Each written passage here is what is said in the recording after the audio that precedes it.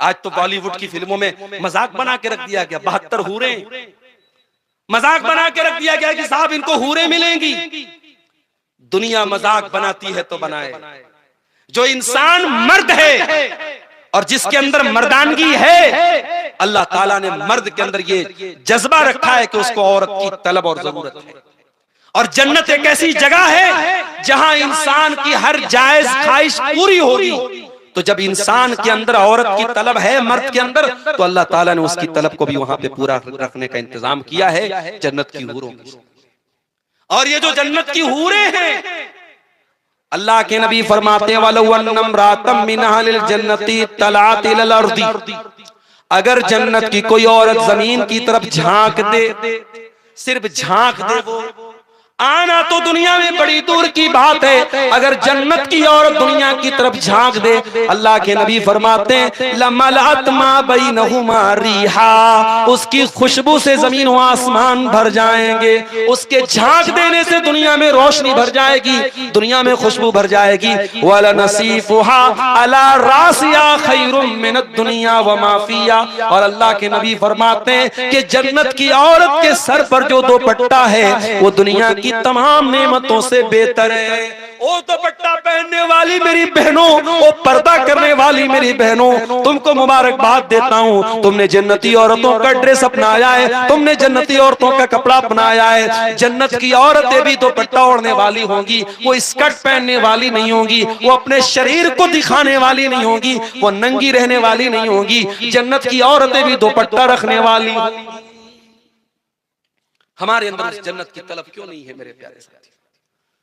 उस जन्नत की तलब पैदा करो अपने अंदर, और जहन्नम के अजाब से अल्लाह की पनाह तलब किया।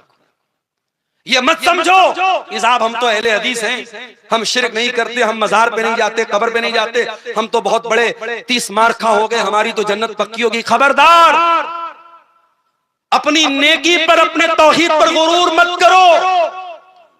अगर जहन्नम में एक पल के लिए भी डाला जाएगा तो हम जहन्नम का अजाब बर्दाश्त नहीं कर पाएंगे।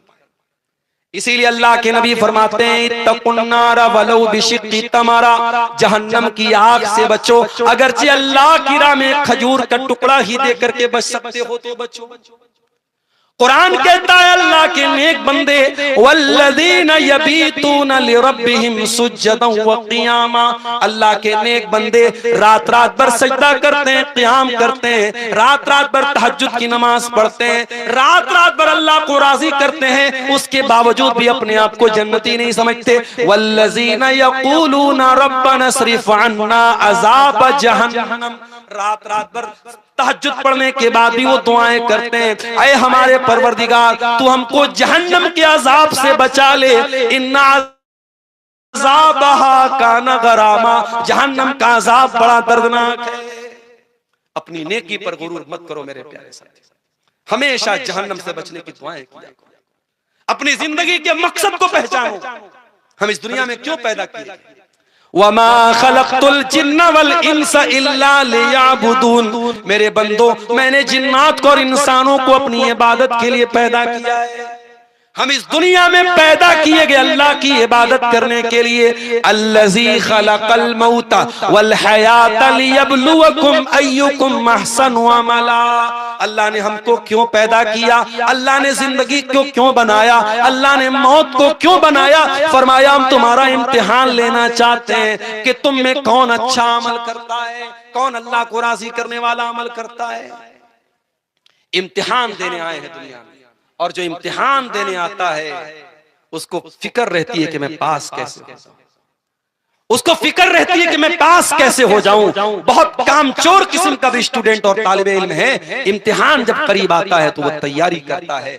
मेरे प्यारे साथियों, आज मौत को अपनी आंखों से हम देख रहे हैं। अभी यूपी का एक वीडियो मैंने देखा कि एक नौजवान 40 साल के करीब का इंसान अपना बर्थडे मना रहा है, बीवी के साथ केक काट रहा है, जश्न मना रहा है, और अचानक सीने में दर्द पैदा होता है, हार्ट अटैक आता है और ऑन द स्पॉट उसका इंतकाल हो जाता है।